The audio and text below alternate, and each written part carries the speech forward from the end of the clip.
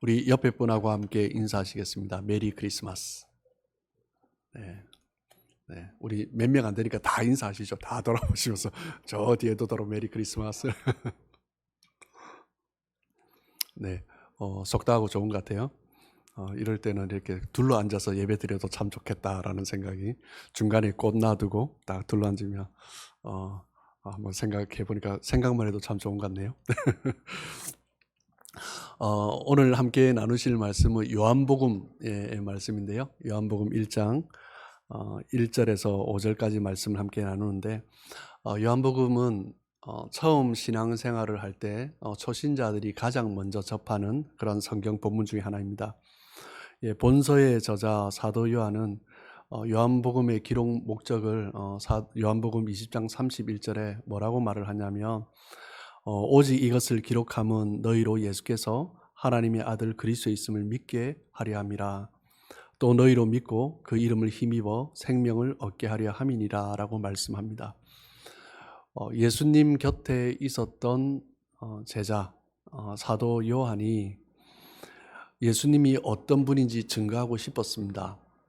그래서 그 예수님을 증거하면서 사람들마다 예수님을 믿고 영생을 얻게 하고 싶어하는 그런 열망이 있었기 때문에 이 요한복음을 기록했던 것이죠.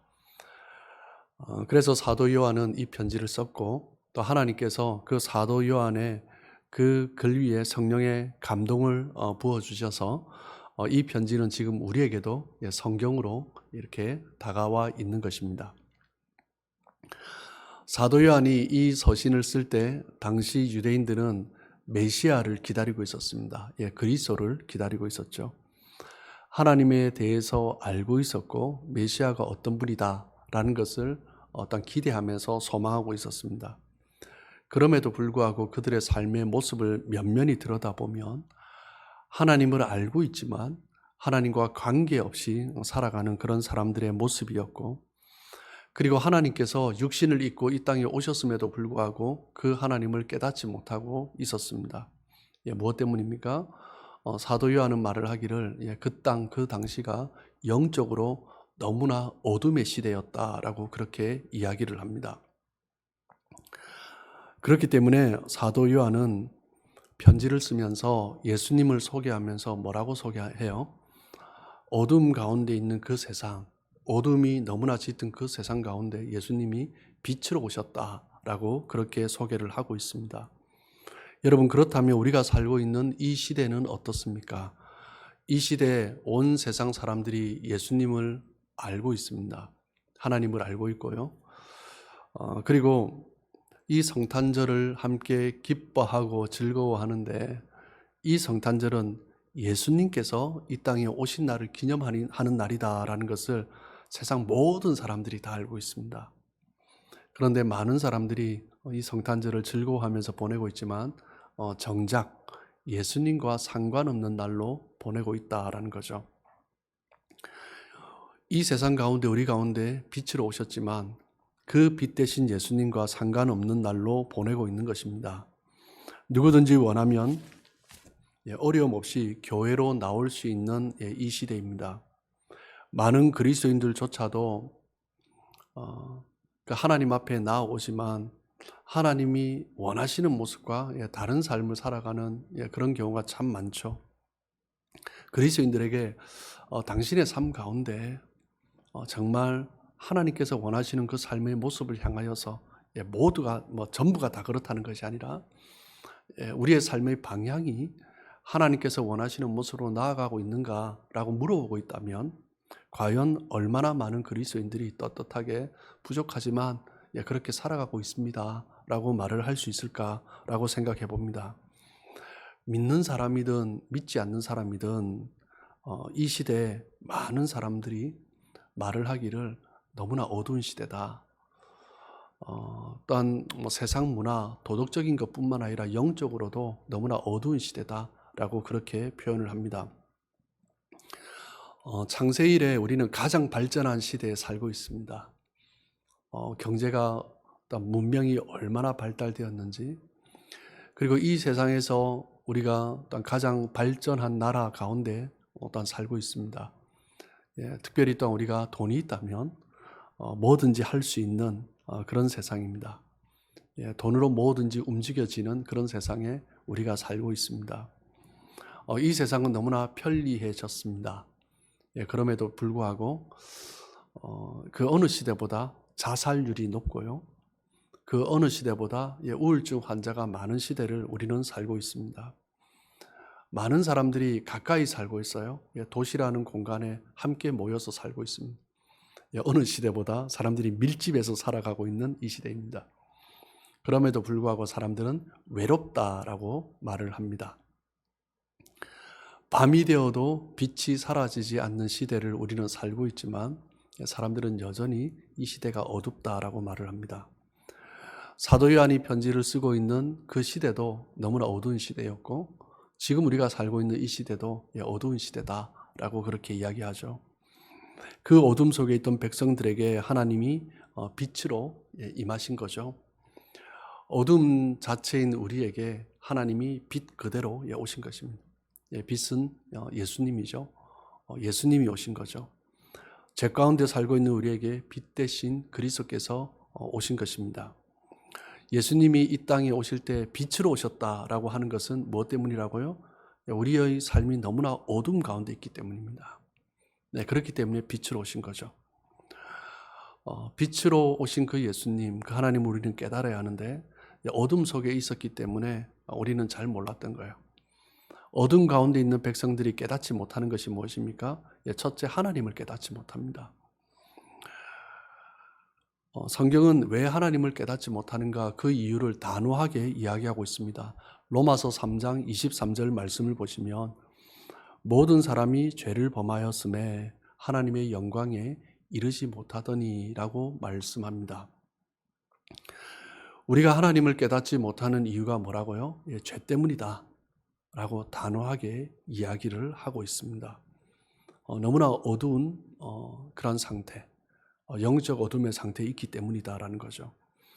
하나님께서 하나님의 형상을 닮은 사람을 지으셨습니다. 하나님과 교제하고 그리고 하나님의 뜻 안에서 거하기 위하여서 하나님의 뜻을 위하여서 살아가도록 하나님은 우리를 지으셨습니다. 그런데 죄로 말미암아 하나님과의 교제가 끊어진 거죠. 그러니까 하나님의 그 영광을 누리지 못하고 살아가는 것입니다.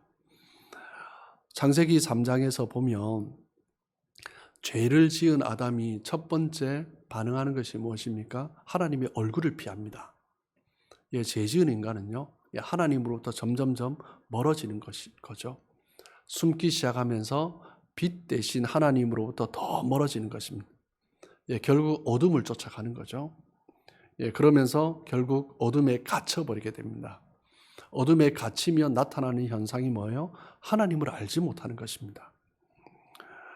하나님으로부터 멀어짐으로 인하여서 하나님에 대해서 무지해지고 그러면서 나타나는 현상이 뭐냐면 마음이 굳어지는 것입니다. 그 짙은 어둠 속에 가하면서 하나님을 알지 못하고 하나님을 깨닫지도 못하면서 살아가는 거죠. 사도 요한은 그 어둠 속에 있는 백성들에게 무엇을 위해서 예수님께서 빛으로 오셨다라고 말을 합니까? 하나님을 깨닫도록 하기 위하여서, 하나님을 알도록 하기 위하여서 예수님이 이 땅에 빛으로 오셨다라는 것을 사도 요한이 증거하고 있는 것입니다. 그리고 두 번째, 어둠 속에 갇혀 있을 때 우리가 하나님을 모르는 것뿐만 아니라 또 깨닫지 못하는 것이 뭐예요? 내가 얼마나 죄인인지를 깨닫지 못하는 거죠. 어둠이 너무 짙어 자신의 모습을 보지 못하는 것입니다. 자신의 몸에 붙어 있는 그 더러운 것을 그 어둠 속에 있으며 보지 못하는 거예요. 어둠이 너무 깊어서 자기가 지은 그 죄가 죄인지도 모르고 살아가는 거죠. 어떻게 보면 이 시대 많은 사람들의 모습인 것 같습니다. 그 어둠 가운데 있는 백성들에게 그 사도 요한이 편지를 쓰고 있는 그 시대뿐만 아니라 지금도 그 어둠에 있으면서 자기가 얼마나 죄인인지 알지 못하고 뻔뻔하게 그렇게 살아가는 백성들에게 예수님이 빛으로 오신 것입니다. 무엇을 위해서요? 자기의 죄를 볼 수 있도록. 예수님 앞에 나아가 내가 얼마나 죄인인가 그것을 깨닫도록 하기 위해서 그리스도께서 빛으로 오신 거죠. 사도 요한은 그것을 증거하고 있는 것입니다. 하나님의 아들 예수님께서 이 땅에 빛으로 오신 것, 그것을 기념하고 즐거워하는 날이 바로 성탄절입니다. 예수님께서 빛으로 오셨어요. 어떤 빛으로 오셨다고요? 요한복음 1장의 사도 요한은 예수님이 빛으로 오셨는데 그 빛이 어떤 빛인가? 그것을 증거하고 있죠. 첫 번째는 그리스도는 누구라고요? 하나님이다 라는 것을 증거하고 있습니다. 왜요? 어둠 가운데 있는 백성들이 하나님을 깨닫지 못하기 때문이죠. 1장 1절에 보면 태초에 말씀이 계시니라. 이 말씀이 하나님과 함께 계셨으니 이 말씀은 곧 하나님이시니라. 태초. 이 태초라는 헬라어는 아르케라고 하는데 이 단어의 의미는 두 가지 개념이 있습니다. 성경에서 언급하고 있는 것처럼 시작이라는 태초, 시작이라는 개념이 있고요.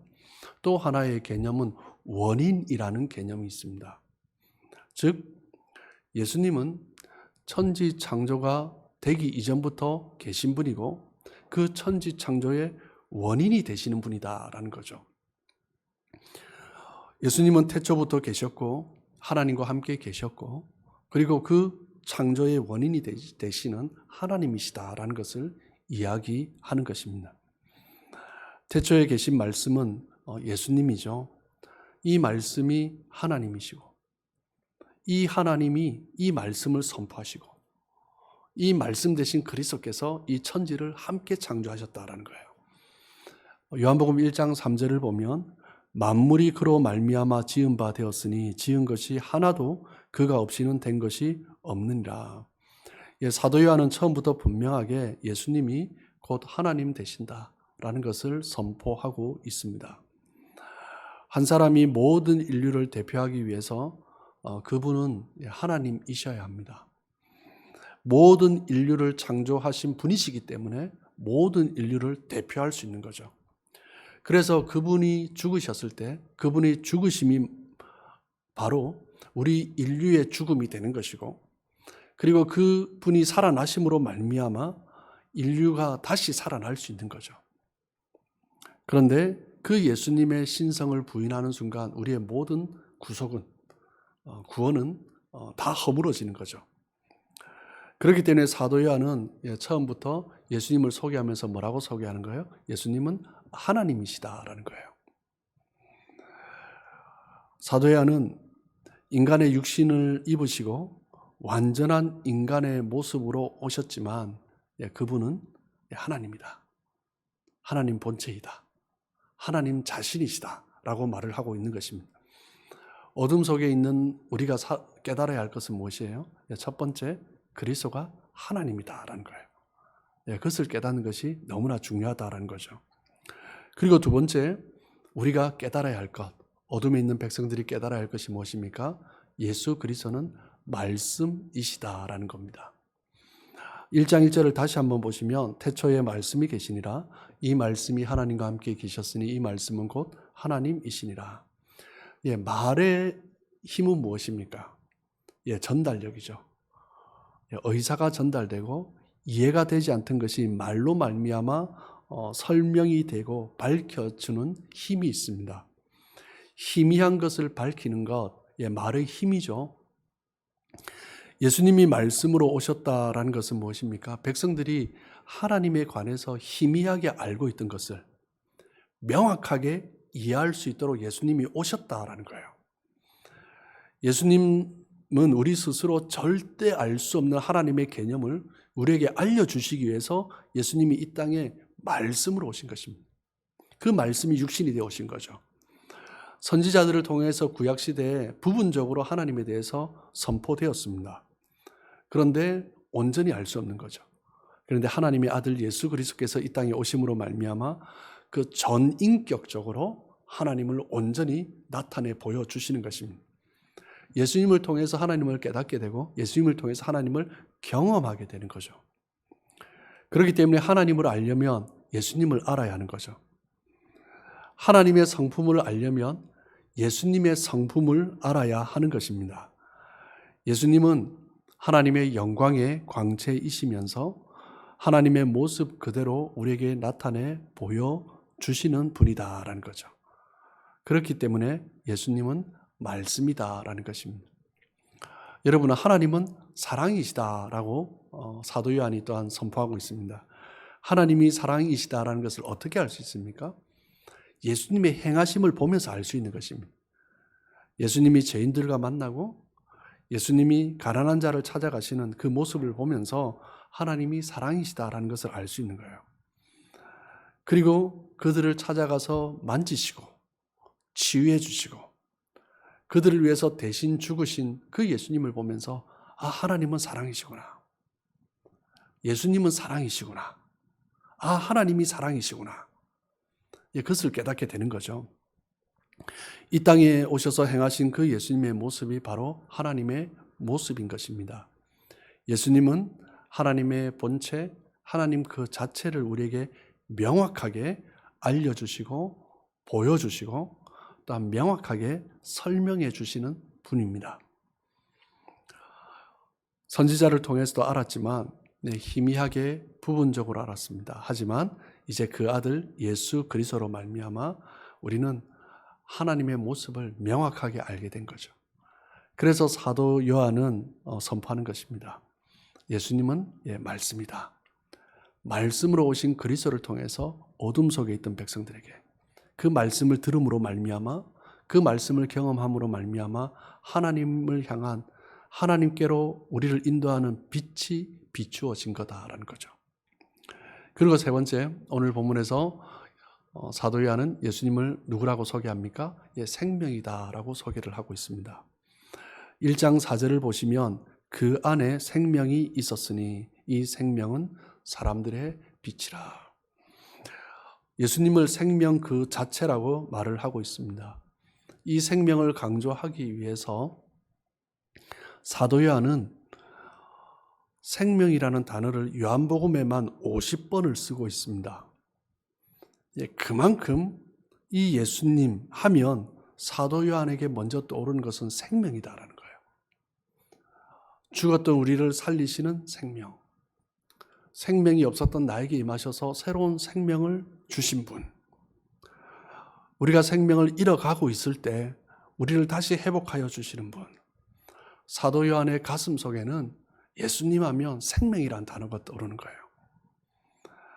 하나님과의 교제를 위해서 하나님은 우리에게 생명을 주셨습니다.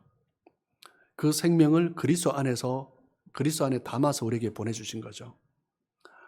하나님과 교제를 위해서 우리가 생명이 필요한데 죄 때문에 끊어졌습니다.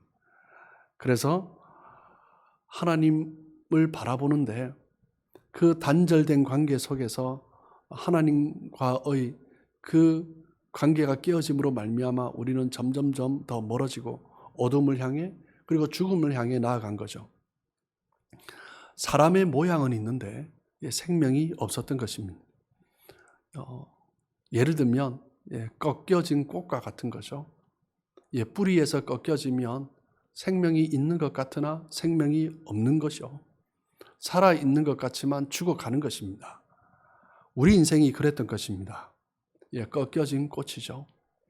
살아있는 것 같으나 얼핏 보기에는 아름다워 보이지만 점점 죽어가고 있는 거죠. 우리는 죄와 허물로 죽었던 존재들입니다. 죄와 허물로 죽은 인생이 살아있는 것 같지만 진정한 참 생명은 없었던 것입니다. 그 죽었던 영혼들을 다시 살리기 위해서 예수님께서 이 땅에 빛으로 오신 거죠. 허물로 죽은 우리를 그리스도께로 인도함으로 말미암아 그 빛 가운데 생명을 누리게 하신 것입니다. 천지를 창조하실 때 흙으로 사람의 모양을 만드시고 생기를 부어주셨지만 죄와 허물로 죽었던 우리를 다시 살리기 위해서는 그 생기를 다시 부어주셔야 합니다. 그 생기가 바로 생명 대신 예수님이다 라는 것을 사도 요한은 이야기하는 거죠. 에스겔이 보았던 환상 37장의 그 환상을 우리가 다 잘 알고 계실 것입니다. 마른 뼈가 가득한 골짜기로 하나님의 영이 에스겔을 인도합니다. 인자야, 이 뼈들이 살 수 있겠느냐? 뭐라고 대답해요? 자기는 모르겠거든요. 주 여호와여, 주께서 아시나이다. 그때 뭐라고 하세요? 이 뼈들에 대해서 대언하여 이르기를, 마른 뼈들아, 여호와의 말씀을 들을지어다 라고 선포해라. 말씀이 선포되니 뼈들이 서로 연락하고 힘줄이 생기고 살이 생기고 가죽이 붙기 시작합니다. 그러면서 그 뼈들이 사람의 모양으로 일어납니다. 그런데 문제가 뭐예요? 아직 생기가 없는 거예요. 사람의 모양으로 일어났는데 생기가 없는 거예요. 그때 거기에 생기가 부니 바람이 부어지니 사람의 모양이 실제 사람으로 일어나는 거죠. 예, 그러면서 큰 군대가 되는 것입니다. 죽은 자들이 다시 살려면 무엇이 필요한 거예요? 예, 생기가 필요한 거예요. 그 생기가 무엇입니까? 예수님이십니다. 예수님의 말씀이죠. 사도 요한은 그것을 선포하고 있는 거죠. 죽었던 영혼, 어둠 가운데 죽어가고 있던 이 영혼들이 살아날 수 있는 방법은 예수님의 그 말씀으로 말미암아 생명이 심어져야 한다라는 것입니다. 우리에게 생명을 주신 분이 바로 그 예수님이다라는 거예요. 여러분, 우리가 어리석은 가운데, 죄 가운데 있을 때, 여전히 어두운 가운데 있을 때 2000년 전 예수님께서 이 땅에 빛으로 오셨습니다. 그 예수님은 누구시라고요? 그 예수님은 하나님이십니다. 그 예수님을 하나님을 우리에게 보여주시는 말씀이십니다. 그 예수님은 우리를 다시 살리시는 생명이십니다. 예수님을 나의 구주로 그리고 나의 구세주로 영접하고 받아들일 때 그 생기가 우리에게 부어지고 그리고 우리는 생명 가운데 살아나게 되는 거죠. 그리고 우리는 이러한 영원한 생명의 삶을 풍성하게 누리면서 살아갈 수 있는 것입니다. 누구든지 그 예수님의 이름을 믿는 자는 하나님의 자녀로 삼아 주십니다. 더 이상 어둠 가운데 있는 그 살았으나 죽은 자들이 아니라 하나님의 자녀가 되는 거죠. 그때는 더 이상 어둠이 우리를 주장하지 못합니다. 성탄절을 맞이하면서 우리가 기억해야 될 것은 무엇입니까? 예수님께서 우리에게 빛으로 오셨다라는 거예요.